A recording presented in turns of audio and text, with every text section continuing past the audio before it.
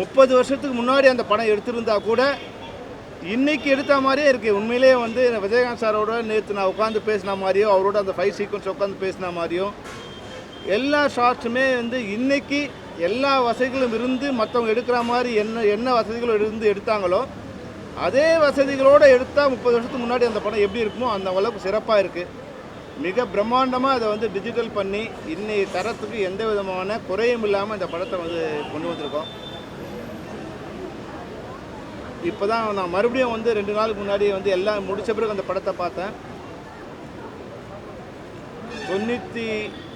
91 April 14 அந்த படம் release ஆகும்போது என்ன ஒரு உணர்வு இருந்ததோ அதே உணர்வு இன்றைக்கி எனக்கு அந்த உங்களை எல்லோரும் பார்க்கும்போது எனக்கு உணர்வு இருக்குது. 90 ஃபுல்லாக இந்த படத்துக்காக ஏறக்குறைய நாங்கள் ஒரு 40,000 கிலோமீட்டர் வந்து இந்தியா முழுக்க பயணம் பண்ணியிருக்கோம்.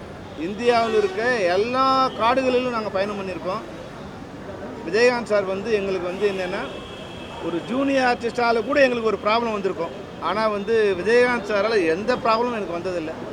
அந்த ஃபைட் சீக்வன்ஸ் எல்லாமே அவர் ஒரிஜினலாக தான் பண்ணார். எல்லா ஷாட்ஸும் ஒரு 4 தடவை வந்து மிக பிரம்மாண்டமான பெரிய விபத்துகள் கூட ஏற்பட்டது. அதாவது வந்து என்னென்னா மேலே வந்து நாங்கள் வந்து ஒரு 60 அடி ஹைட்டில் வந்து ஒரு ரோப் கட்டி மேலே வந்து ட்ராவல் பண்ணிட்டுருக்கோம். ட்ராவல் பண்ணும்போது அந்த ரோப் அருந்து அவர் வந்து ஒரு கீழே விழுந்தார். கீழே விழும்போது நல்ல வேலையாக ஒரு புதர் மேலே விழுந்தார். பக்கத்துலேயே ஒரு பெரிய பாறை அந்த பாறை மேலே விழுந்திருந்தாருன்னா உண்மையாகவே அது வந்து அன்றைக்கி நாங்கள் வந்து கேப்டனையே பார்க்க முடியாமல் கூட போயிருந்திருக்கோம். ஆனால் கடவுளோட அருளால் வந்து அந்த புதர் மேலே விழுந்து அப்படி உடனே எழுந்து நின்றுட்டார்.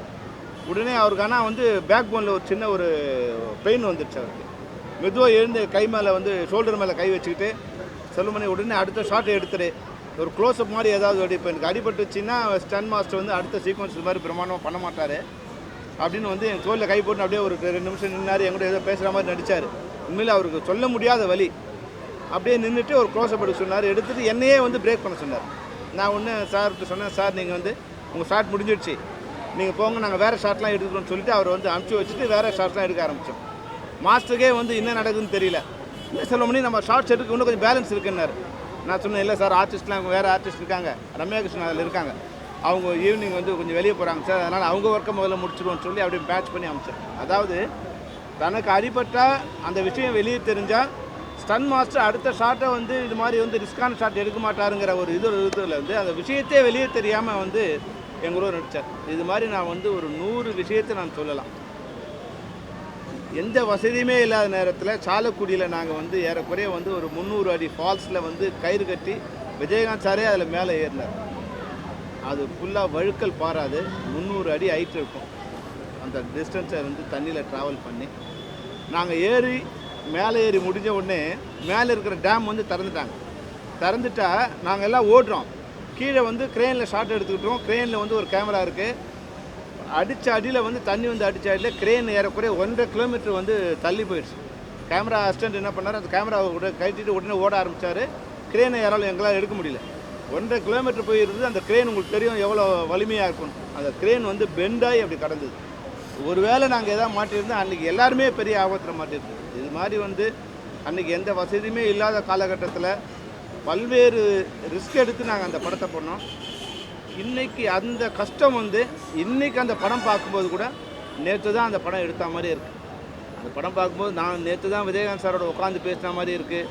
ஒரு ஷாட்டும் வந்து அது ட்ரெயின் ஷாட்டாக இருக்கட்டும், குதிரை ஷாட்டாக இருக்கட்டும், இல்லை கோயம்புத்தூரில் வந்து அந்த ரோட்டில் நீங்கள் பார்த்தீங்கன்னா இன்றைக்கெலாம் கோயம்புத்தூர் ரோட்டில் வந்து பிளாட்ஃபார்மில் கூட நடக்க முடியாது. நாங்கள் வந்து மெயின் ரோட்லேயே அன்றைக்கி வந்து விஜயகாந்த் சார் கலெக்டர்கிட்ட பேசி ஒரு பர்மிஷன் வாங்கி கொடுத்தார். ராவுத்தர் வந்து எங்கிட்ட வந்து ஒரு சண்டை போட்டார். டேய் உனக்கு வந்து பணத்தை நான் வந்து காரில் அனுப்பிச்சா பண்ண முடியாதுடா, ட்ரெயினில் தாண்டா அனுப்பணும் உனக்கு பணத்தை. அந்த அளவுக்கு வந்து பல்வேறு இதில் வந்து நான் வந்து காம்ப்ரமைஸ் இல்லாமல் அந்த படத்தை எடுத்து முடித்தோம்.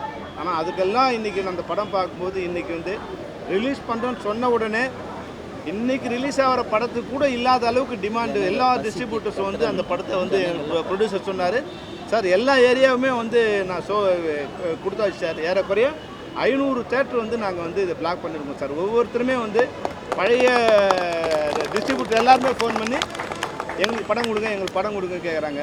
அதாவது படத்தை கூவி விற்க வேண்டிய இந்த காலகட்டத்தில் 30 வருஷம் கழிச்சு கூட இந்த படத்துக்கு இவ்வளோ பெரிய டிமாண்ட் இருக்குன்னா அது வந்து விஜயகாந்த் அவரோட உழைப்பும் அவரோட ஆசையும் தான் காரணம். இன்றைக்கி உங்கள் எல்லாரோடைய பார்வைக்கு அவரோட பிறந்தநாள் இன்னைக்கு ஆகஸ்ட் 25 ஐயா சாரோட பிறந்தநாள் 22ஆம் தேதி இந்த படத்தை வந்து தமிழகம் எங்கும் மட்டும் இல்லாமல் உலகமெங்கும் நான் ரிலீஸ் பண்ணோம்.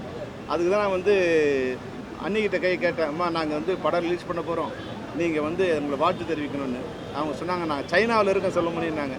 சைனாவில் இருந்தாலும் நீங்கள் வந்த பிறகு நாங்கள் வச்சுக்கிறோம் அப்படின்னு. இன்றைக்கி மாவுளி அமாவாசை அவருக்கு நான் கொஞ்சம் சாமியெல்லாம் படைக்கணும்னாங்க. நீங்கள் படைச்சிட்டு வாங்க, நாங்கள் வெயிட் பண்ணுறோம், நீங்கள் இருந்து எங்களுக்கு வாழ்த்து தெரிவிக்கணும். பிரபாகரன் இந்த படம் பிறக்கும் ஷூட்டிங் முடியும் போது தான் பிரபாகரன் பிறந்தான். நான் அவன் வந்து இதை வந்து ரிலீஸ் பண்ணணுன்னு சொன்னேன். இன்றைக்கி அவன் வந்து மாவுளி அமாவாசைங்கிறதால வீட்டில் சின்ன ஃபங்க்ஷன் இருக்கான். நான் சொன்னேன், நீ குறைஞ்சபட்சம் எங்களுக்கு அடுத்த music release cassette release function இருக்குது, பிரபாகரன் திரைப்படத்தை பிரபாகரன் வெளியிடுற மாதிரி இருக்கணும்னு வந்து ஒரு வேண்டுகோள் விடுத்தேன். அவர் வந்து நிச்சயமாக பண்ணால் அன்றைக்கி 34 வருஷம் முன்னாடி பிரபாகரன் ரிலீஸ் பண்ணோம். இன்றைக்கி பிரபாகரன் ரிலீஸ் பண்ணுறதுக்கு ஒரு படம் வந்திருக்கு. அது வந்து வகையில் உண்மையாகவே வந்து பிரபாகரன் கூட நான் வந்து படைத்தலைவன் படம் பார்க்கும்போது சொன்னேன், விஜயகாந்த் சார் வந்து எந்த அளவுக்கு ஃபைட் பண்ணுவாரோ அந்த அளவுக்கு வந்து அப்பாவே இறங்கி ஃபைட் பண்ண மாதிரி இருக்குமா வந்து சண்முக பாண்டியன் படம் பண்ணும்போது அவ்வளோ பிரமாண்டமாக வந்து இந்த படம் பண்ணியிருக்காங்க. அது மாதிரி பிரபாகரனும் இந்த நல்லா அவங்க ஞாபகம் இருக்குமா இல்லைன்னு தெரியல, நாங்கள் வந்து அவங்க வீட்டுக்கு பின்னாடி வந்து ஸ்டுடியோவில் வந்து ஒர்க் பண்ணிகிட்ருக்கோம். கிளைமாக்ஸ் ஃபைட் எடுத்துக்கிட்டு இருக்கோம். கிளைமாக்ஸ் ஃபைட் எடுத்துக்கும்போது வந்து ஃபைட் நடந்துகிட்ருக்கு. அப்போ வந்து சொல்கிறாங்க, இது மாதிரி வந்து மேடம் வந்து ஹாஸ்பிட்டலுக்கு கொண்டு போகணும், பிரசவ வலி ஸ்டார்ட் ஆகிடுச்சு அப்படின்னு. இன்னும் விஜயகாந்த் சார் சொல்கிறார், என்ன பண்ணலான்னு. ஏன்னா நாங்கள் அப்போ பொங்கல் ரிலீஸ்க்காக பிளான் பண்ணியிருந்தோம். இல்லை அவங்கள கொண்டு போய் இது சொல்ல நான் வந்துடுறேன்னாரு. அப்புறம் 3 மணி நேரம் வந்து ஷூட்டிங் நடந்துகிட்டே இருக்கு. ராவுத்தர் வந்துட்டார். உடனே ராவுத்தர், டேய் முதல்ல போடா, நீ முதல்ல போ, அப்புறம் வந்து எடுக்கலாம் போனார். அப்போ உடனே வந்து கொஞ்ச நேரம் ஒரு 1/2 அன் ஹவர் மட்டும் பிரேக் பண்ணி போய் ஹாஸ்பிட்டலுக்கு போயிட்டு வந்தார். அது மாதிரி எங்கள் படம் நடந்துட்டு போது தான் வந்து பிரபாகரன் பிறந்தான். இன்னைக்கு அவன் கையால் அந்த படத்தை நாங்கள் வந்து ரிலீஸ் பண்ணணும்னு நினைக்கிறோம். நீங்கள் தான் அதுக்கு கூட வந்து ஒத்துழைக்கணுமா. கண்டிப்பாக சார்.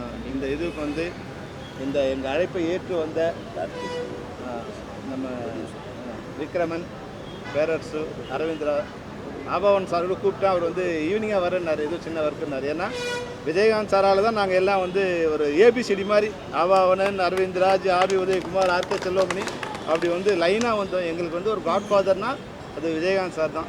ஃபிலிம் இன்ஸ்டியூட்டுக்கு வந்து முகவரி கொடுத்த ஒருத்தர், தமிழ்நாட்டுக்கு மட்டும் இல்லை திரைப்பட கல்லூரிக்கு முகவரி கொடுத்தவர் வந்து விஜயகாந்த் சார் தான். அந்த அளவுக்கு எங்களோட நிஜயத்தில் என்னைக்கு நிறைந்திருப்பார். இதை வந்து இந்த படத்தை வந்து கார்த்திக் வந்து எங்கிட்ட வந்து ஒரு 3 மாதம் முன்னாடி சொன்னார், இந்த படம் வந்து எப்படி ரிலீஸ் பண்ணலான் இருக்கோம் சார், நிச்சயமாக பண்ணுப்பா, ஒரு தடவை நம்ம படத்தை பார்த்துடலான்னு. அப்புறம் வந்து படம் பார்க்கும்போது எங்கிட்ட அந்த நெகட்டிவ் வந்து கொஞ்சம் டேமேஜ் ஆகிருந்தது. ஆனால் கார்த்திக் வந்து அதை வந்து எந்த வித இதுவும் இல்லாமல் எவ்வளோ செலவாலும் பரவாயில்லன்னு ஒரு ஃப்ரேமாக டிஜிட்டலில் வந்து ஒர்க் அவுட் பண்ணி அதை வந்து டிஐ பண்ணி இன்றைக்கி அந்த படம் வந்து டிஜிட்டலில் ஷூட் பண்ணால் எந்த அளவுக்கு குவாலிஃபையாக இருக்குமோ அந்த அளவுக்கு குவாலிட்டியாக கொடுத்துருக்காரு. கார்த்திக் உங்களுக்கு என்னுடைய நன்றி. இப்ராஹிம் ராவுத்துக்கு அப்புறம் நீங்கள் ஒரு கலைஞனாக வந்து ப்ரொடியூசர் வந்து கலைஞனாக இருக்குது ரொம்ப கஷ்டம். அதில் ராவுத்தர் வந்து ஒரு ஃப்ரேமுக்கும் என் கூட சண்டை போட்டுப்பார், சில நேரமே என்னை பாராட்டியிருப்பார். பல்வேறு கருத்து மோதல்லாம் கூட இருந்தால் கூட படம் பார்க்கும்போது வந்து என்னை வந்து அவர் தழுவிக்கிட்டு சொன்னார், செல்வமணி நீ என்னை ஒரு பெரிய ப்ரொடியூசர் ஆகிக்கிட்ட, இந்த படத்தை அருவாலை வச்சு எவனாவது வந்து வெட்டுவேன், நீ உள்ளே போகக்கூடாதுன்னா கூட அதை வெட்டினாலும் பரவாயில்ல நான் உள்ளே வருவேன்னு சொல்லுவான். அப்போ அந்த அளவுக்கு இந்த படம் பிரம்மாண்டமாக இருக்குது. தமிழ் சினிமாவோட இது பிரம்மாண்டமான படம். இன்னும் ஒரு 100 வருஷத்துக்கு இந்த படத்தை யாரும் பீட் பண்ண முடியாது நான் சொன்னார். அது கொஞ்சம் சந்தோஷத்தோடு சொல்கிறாருன்னு நினச்சேன். ஆனால் 30 வருஷம் கழிச்சு கூட இந்த படத்துக்கு ஈக்குவலான ஒரு படம் வரலைங்கிறது நான் வந்து ஒரு அதிக பெருமையில் சொல்லலை. உண்மையாகவே இந்த படத்தை பார்க்கும்போது எவ்வளோ ஒரு ஃப்ரேமுக்கும் நாங்கள் எவ்வளோ கஷ்டப்பட்டோம் நான் சொல்ல முடியாது. இதில் ஒர்க் பண்ண ராஜராஜன் கேமராமேனாக இருக்கட்டும், ஆர்ட் டைரக்டர் ஜேகேவாக இருக்கட்டும், இல்லை ஒர்க் பண்ண அசிஸ்டன்ட் டைரக்டராக இருக்கட்டும், விஜயகாந்த் சாராக இருக்கட்டும், ரம்யா கிருஷ்ணன் ஆகட்டும், சரத்குமாராக இருக்கட்டும், மன்சூர் அலிகால்லாம் எங்களை வந்து 100 நாள் எங்களோடவே வந்து இருந்தார். அன்றைக்கி நாங்கள் அறிமுகப்படுத்தின போது இருந்து ஒரு 100 நாள் எங்களோடவே இருந்தார். அந்த அளவுக்கு இன்றைக்கும் 35 வருஷம் ஆயிரக்குறை ஆக போகுது. இன்றைக்கும் அதில் நடித்த எல்லாருமே, ரம்யா கிருஷ்ணன்லேருந்து, சரத்குமார்லேருந்து, மன்சூர் அலிகான்லேருந்து, ஆர்கே செல்வமணிலேருந்து எல்லாருமே நாங்கள் ஒரு பிரபல்யமாக இருக்கோம். எங்கள் எல்லாருக்குமே இது வந்து ஒரு பிரபல்யத்தை கொண்டு வரதுக்கு கேப்டன் பகவான் படமாக இருந்தது.